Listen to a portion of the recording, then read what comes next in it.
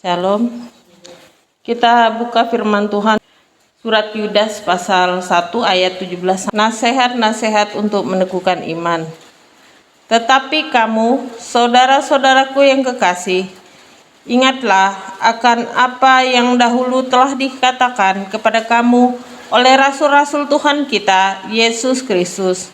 Sebab mereka telah mengatakan pada kamu, menjelang akhir zaman akan tampil pengejek-pengejek yang akan hidup menuruti hawa nafsu kefasikan mereka. Mereka adalah pemecah belah yang dikuasai oleh hanya keinginan-keinginan dunia ini dan yang hidup tanpa Roh Kudus. Akan tetapi kamu, saudara-saudaraku yang kekasih, bangunlah dirimu sendiri di atas dasar imanmu yang paling suci dan berdoalah dalam Roh Kudus. Peliharalah dirimu demikian dalam kasih Allah sambil menantikan rahmat Tuhan kita Yesus Kristus untuk hidup yang kekal. Amin. Silakan duduk. Firman Tuhan katakan kita dinasehati untuk kita menekuni daripada apa yang diajarkan oleh rasul-rasul Tuhan kita Yesus Kristus, menjadi rasul Allah.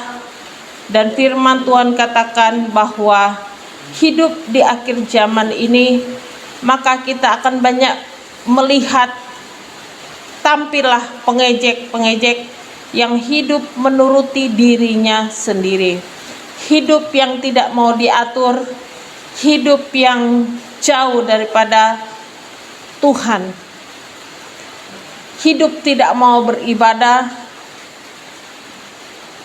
dan hidup hanya mengejar harta dunia. Itulah firman Tuhan katakan pengejek-pengejek. Dan siapakah pengejek-pengejek itu? Yaitu setiap orang yang tidak mengakui Yesus sebagai Tuhan dan mengolok-olok daripada Tuhan Yesus. Mereka dengan berani dan lantangnya menghina ketuhanan yang telah ada di firman Tuhan, dan mereka menginjak-injak setiap apa yang sudah dikatakan oleh firman Tuhan, bahwa mereka adalah pengejek-pengejek. Mereka tampil ya sebagai nabi-nabi palsu dan rasul-rasul palsu. Mereka memakai daya mereka sendiri, dan juga dunia ini memberikan peluang bagi mereka untuk mereka bisa mengejek saudara. Kenapa? Karena di dunia ini sudah akhir zaman, maka kita akan melihat banyak hal yang terjadi. Bahkan kita melihat yang sudah lampau terjadi, banyak gereja yang dibakar, dibom, diusir, tidak boleh beribadah, ditutup. Bahkan banyak hamba Tuhan yang dilaporkan karena kebenaran. Oleh sebab itu, firman Tuhan pagi hari mengingatkan kita bahwa kita harus tetap berdiri teguh di dasar iman kita, berdoa selalu di dalam kuasa Roh Kudus, dan kita belajar untuk menantikan Tuhan sehingga kita menerima hidup yang kekal di dalam Tuhan Yesus Kristus. Firman Tuhan katakan kita memelihara diri kita melalui berdoa, berkomunikasi dengan Tuhan, berbicara apa yang menjadi isi hati kita dengan Tuhan. Dan firman Tuhan katakan, tunjukkanlah belas kasihan kepada mereka. Jadi firman Tuhan ini mengajarkan kita untuk kita cerdik, menjadi anak Tuhan yang pintar, yang takut akan Tuhan. Oleh sebab itu kita belajar untuk menjadi orang-orang yang bertahan menghadapi banyak kesulitan dan kesusahan di akhir zaman ini. Tidak heran nanti akan banyak perusahaan yang tutup dan bangkrut. Tidak heran nanti akan banyak lagi orang PHK massal besar-besaran. Tidak heran lagi akan lebih banyak orang yang melakukan kejahatan, kebutuhan makan dan minum. Dunia ini menuntut. Oleh sebab itu, kita hanya melandaskan diri kita pada Tuhan dan kita percaya bahwa Tuhan itu akan menolong kita. Oleh sebab itu, jangan mau dikuasai oleh keinginan-keinginan daging, tetapi mintalah supaya kita hidup di dalam kekuasaan Roh Kudus. Melalui kita berdoa dan kita percaya, kita yakin dalam doa kita bahwa kita telah menerima doa-doa kita. Firman Tuhan katakan, apa yang diajarkan firman Tuhan padamu, kau pegang pada hari-hari ini, karena dunia membutuhkan kasih yang mula-mula, kasih yang tidak pernah pura-pura, kasih yang sungguh-sungguh. Oleh sebab itu, kita sebagai anak Tuhan, dimanapun berada, jangan kita lalai. Tapi ingat, kasih itu bukan berarti kebodohan. Kasih itu harus kita cerdik. Kasih itu harus kita takut akan Tuhan. Bukan berarti kita mengasihi lalu kita dibodoh-bodohin orang. Kita juga punya ketegasan. Di dalam kasih itu juga ada pengajaran yang keras yang akan membuat kita sadar bahwa apa yang dilakukan itu salah. Di dalam kasih itu ada nasihat-nasihat yang mungkin tidak enak didengar, tetapi itulah kebenaran. Disinilah kita belajar untuk hidup di dalam takut akan Tuhan dan bangun diri kita dengan iman yang teguh. Dasar iman kita adalah Kristus. Percaya kepada Dia yang bisa menyelamatkan kita dan membawa kita kepada kehidupan yang kekal. Itulah saya bilang, memang hari-hari ini dunia sedang membutuhkan kasih Tuhan yang besar itu. Tetapi dari manakah datangnya kasih itu? Adalah dari anak-anak Tuhan yang mau melakukan daripada kebenaran firman Tuhan.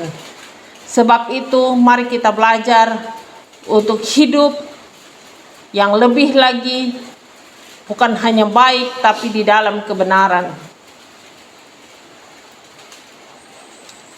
Hidup di dalam kebenaran berarti Roh Kuduslah yang menuntun kita untuk kita selalu di dalam kasih dan anugerah Tuhan. Oleh sebab itu mari kita berlomba-lomba untuk kita giat melakukan pekerjaan Tuhan dan juga melakukan di dalam iman, takut akan Tuhan. Memang di dunia ini banyak persoalan yang mungkin kita tidak bisa untuk pahami dan juga sulit sekali. Banyak hal yang kita hadapi. Tetapi itulah kita harus memaafkan, mengasihi orang lain, mengampuni, dan menerima kekurangan orang lain. Itu adalah hal yang paling sulit dilakukan dan dikerjakan di dunia ini. Ingatlah saudara, semua harta yang kita miliki hanyalah sementara saja. Tidak akan kita bisa bawa mati. Oleh sebab itu hanya kita gunakan selama kita hidup di dunia ini.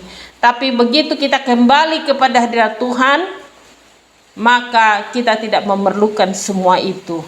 Karena itu sudah disiapkan, disediakan dengan Roh Kudus, Roh penuntun kita, kekuatan yang baru dari Tuhan.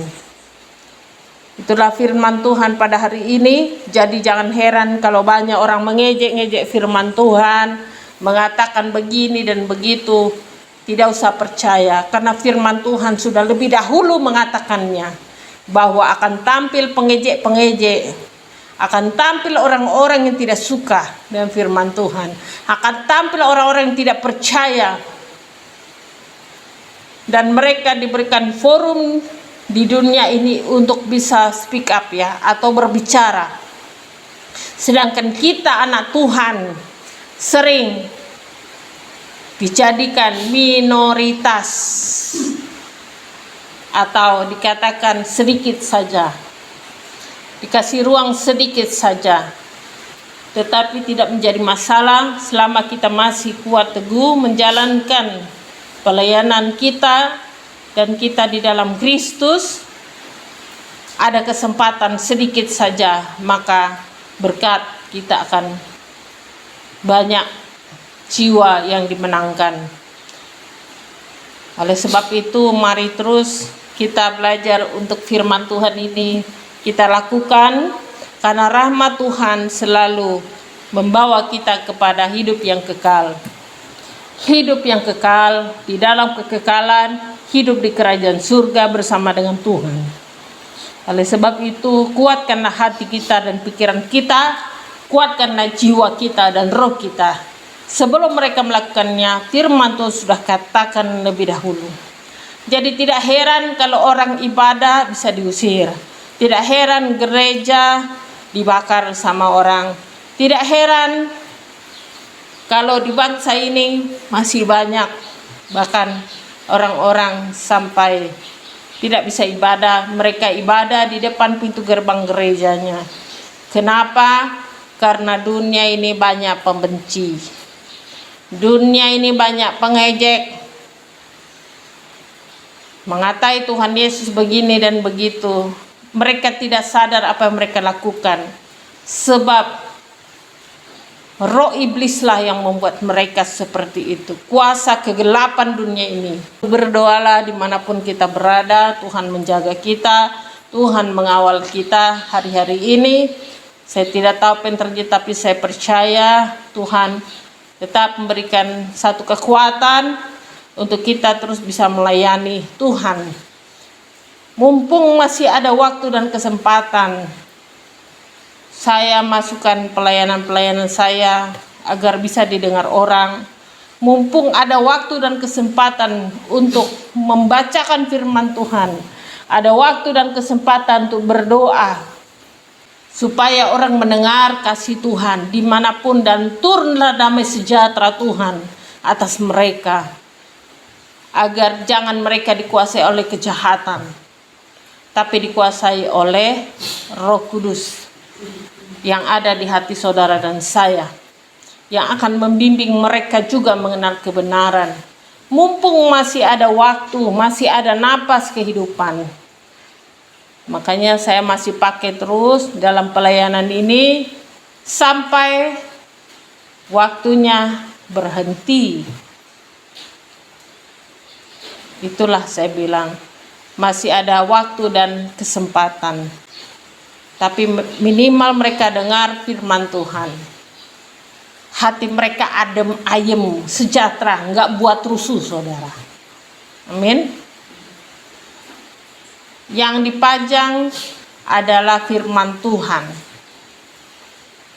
Oleh sebab itulah saya bilang, bukan megah-megahnya kita, tapi kita memakai sedikit kesempatan yang diberikan untuk masuk.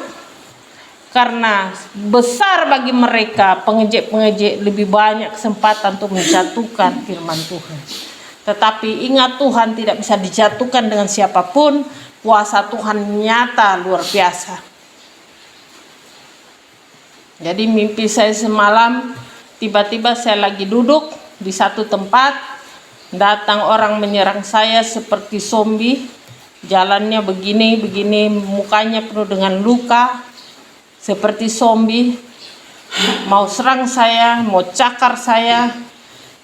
Saya tangkap, saya berdoa dalam nama Tuhan Yesus, darah Yesus yang berkuasa. Saya bisikan di telinganya doa Bapa kami, lalu zombie itu seperti menjadi kaku. Seketika badannya mengecil dan saya pegang, dan ada nyanyian yang saya dengar dalam hati saya. Oleh darah anak domba, oleh kesaksian kita, iblis dikalahkan, kuasanya dihancurkan oleh darah anak domba. Amin. Saya dengar lagu itu dan puji Tuhan, iblis dikalahkan. Banyak orang di luar sana nyanyi lagu itu, tapi tidak ngerti manfaat lagu itu apa. untuk mengalahkan si jahat, untuk mengalahkan iblis setan dengan lagu Darah Anak Domba Allah. Banyak orang nyanyi jingkrak-jingkrak lagu itu tapi nggak paham maksud lagu itu apa. Kuasa Tuhan dinyatakan dimanapun kita berada. Artinya dimanapun kita melangkahkan kaki, memegang teguh iman pada Kristus, maka iblis apapun mengganggu kamu tidak akan bisa, karena ada darah anak domba Allah yang menutup bungkus kamu. Maka nggak heran banyak orang nyanyi jingkrak-jingkrak di gereja, loncat-loncat. Kalau perlu sampai wah luar biasa. Tapi begitu di rumah dia kalah. Karena dia tidak tahu apa yang dia ucapkan. Dia tidak paham maksud lagu ini apa, saudara. Belajarlah kita memahami sesuatu dan mengerti. Bukan hanya kita ikut-ikutan jadi orang Kristen. Orang Kristen bukan ikut-ikutan. Tuhan Yesus ajarkan kita sungguh-sungguh jadi anak Tuhan. Oleh sebab itu teruslah percaya, berdoa, minta belas kasihan Tuhan. Imanmu Tuhan perhitungkan, pasti kau diselamatkan. Mau iblis model apapun dia kalah darah anak domba. Jadi bukan soal nyanyi jingkrak-jingkraknya atau nyanyi meriah-meriahnya, pakai semua dinyalakan, pakai lampu kelap-kelip di gereja. Iblis nggak takut dengan itu, saudara. Iblis takut kalau kau sungguh-sungguh melakukan firman Tuhan. Iblis takut kalau kau sungguh-sungguh hidup taat, sungguh-sungguh mengerjakan imanmu. Iblis takut dengan itu. Tapi iblis tidak takut dengan nuansa-nuansa salib di mana-mana, lalu pakai musik yang kencang, lalu pakai lampu kelap-kelip, WL-nya harus jingkrak-jingkrak, nyanyi-nyanyi, harus loncat-loncat, kalau perlu ada penari-penari. Iblis tidak takut, saudara. Iblis takut kalau kau takut Tuhan. Amin. Maksud saya begini, kita mau nyanyi, mau memuji Tuhan, mau menari, kita mau tepuk tangan boleh. Tetapi gaya hidup kita harus lebih. Jangan kalah dengan itu. Bukan hanya sekedar entertain, dilihat orang bagus dengan kemewahan dan kemewahan. Tapi kalau kau tidak takut Tuhan, sia-sialah pekerjaanmu. Itulah saya katakan, ikut Tuhan bukan berarti ikut-ikutan iman dengan orang lain. Ikut Tuhan adalah satu keputusan yang sungguh-sungguh harus diambil pribadi lewat pribadi dengan Tuhan. Bukan karena meniru orang lain. Jadi kalau di gereja ada yang main musik, ada yang keyboard, ada yang nari, tamborin, boleh, tetapi hiduplah takut Tuhan. Itu yang paling penting. Di balik semua yang kamu lakukan, di balik semua ekspresi kamu ketika menyembah Tuhan dan memuji Tuhan. Jadi yang diperbesar bukan gedung gerejanya, yang diperbesar bukan pemain musiknya yang ditambah atau alat musiknya diganti yang lebih hebat dengan tipe yang lebih mahal. Bukan itu yang dikerjakan, saudara. Tetapi hiduplah takut akan Tuhan. Itulah pelayanan hari-hari ini membutuhkan itu. Agar kita sungguh-sungguh di dalamnya. Gereja yang betul-betul mengandalkan Tuhan, itu yang ditakuti iblis. Bukan gereja yang asal-asal ikut-ikutan orang. Pelayanan tamborin ikut. Pelayanan musik ikut, WL singer ikut. Tetapi kalau rohmu tidak takut Tuhan, iblis tidak takut dengan apa yang kau nyanyikan. Kalau rohmu tidak takut Tuhan, tidak ada kebangkitan di dalam jemaat, saudara. Makanya jemaatnya banyak yang maaf kata angku sombong.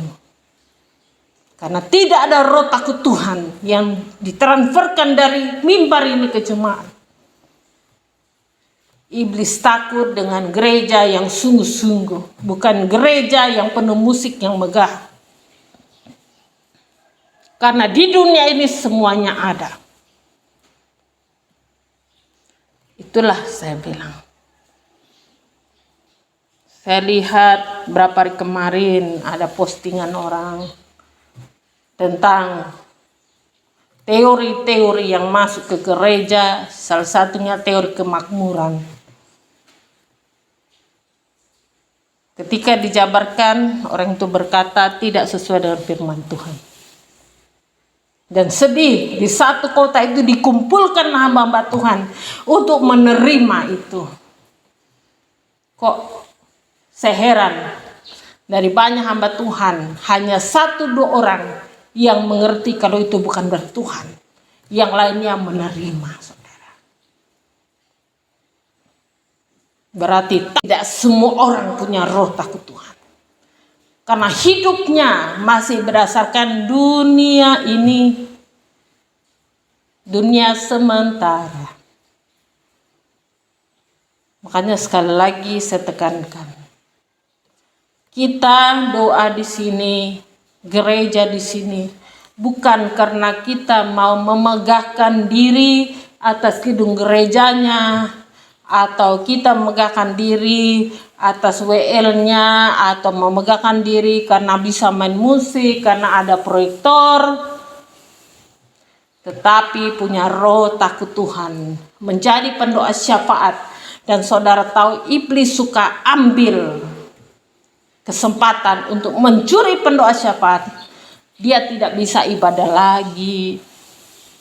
Saudara lihat kerja non-stop. Saudara lihat. Akhirnya apa yang terjadi? Terguling semua, saudara. Karena pelayanan di sini jemaat menjadi Great Vision pendoa-pendoa syafaat. Tidak mudah menjadi jemaat kita. Bukan hanya sekedar datang, duduk, dengar, pulang, tapi melakukan pekerjaan firman Tuhan dari hari Senin sampai Minggu, ketemu Senin sampai Minggu, ketemu bulan demi bulan, sampai tahun demi tahun, sampai genap kedatangan Tuhan. Oleh sebab itu kita tanamkan di dalam pelayanan kita, jadikan gereja kita jemaat-jemaat pendoa syafaat. Banyak tantangan mau datang kemari. Saudara tahu kenapa? Karena iblis tidak pernah suka orang yang menjadi pendoa-pendoa syafaat Tuhan. Iblis paling gencar, paling takut saudara. Tapi kalau saudara hanya mau datang rame-rame di gereja dengan lampu hanya sekedar dibuat kelap-kelip, hanya yang penting ada tamborin, yang penting ada pemusik, iblis nggak takut saudara. Karena iblis tahu mereka nggak punya roh takut Tuhan. Itu maksud saya. Kalau kita mau membenahi gereja kita, bukan hanya fisik gereja dibagusin, tetapi roh kita dibagusin, dibenerin, dipercantik, didandanin lagi,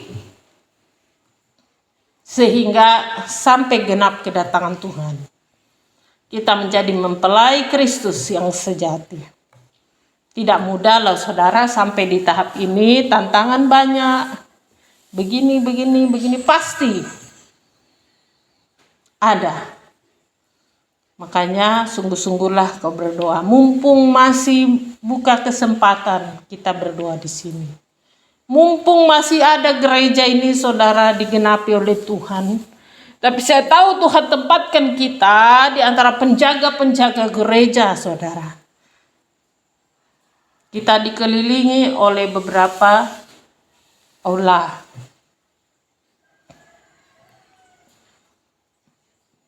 Dan dikatakan apa? Selama itu berbunyi, gerejamu aman. Tuhan bisa kasih penjaga-penjaga gereja. Kita nggak pernah paham, nggak pernah ngerti sampai di situ. Tapi Tuhan sudah pikirkan sampai di situ.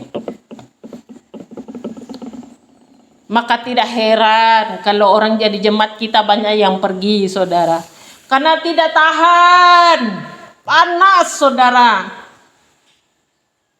Diajarkan berdoa, takut Tuhan, gak gampang. Banyak gak boleh. Manusia boleh bermegah dengan gedung yang besar, jemaat yang banyak, penari tamborin bertaburan, pemain musiknya sampai berapa, keyboardnya berapa, pakai drum lagi lengkap. Tapi apakah iblis takut? Iblis gak takut kalau hidup kita gak betul-betul takut Tuhan. Oleh sebab itu, kita melawan pengejek-pengejek itu dengan apa? Dengan kasih Tuhan. Nggak usah kita cari buka forum perdebatan supaya kita kelihatan hebat di depan orang. Malu, saudara. Apakah hanya sekecil itu renah Tuhan? Tuhan tuh besar, ajaib, tapi kita yang suka memperkecil itu. Mari kita sama-sama kembali lagi. Tetap kita semangat. Kalau gedung gereja bisa kita percantik, maka rohani kita harus kita jaga.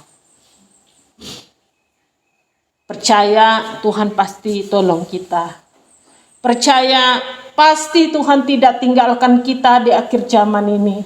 Pasti Tuhan masih kirim burung-burung gagak buat kita. Makanya saya belajar apa-apa saya tidak boleh cerita dengan siapapun. Saya cerita dengan Tuhan. Roh saya bicara dengan Tuhan. Saya belajar untuk menyandarkan diri saya hanya kepada Tuhan. Saya tidak mau cerita dengan siapapun. Saya tidak cerita dengan jemaat kesusahan saya. Saya tidak mau cerita dengan siapapun. Hanya dengan Tuhan. Lebih bagus. Tapi Tuhan dengar saya ngomong. Daripada saya ngomong dengan orang tidak paham maksud saya, percuma capek-capek ngomong.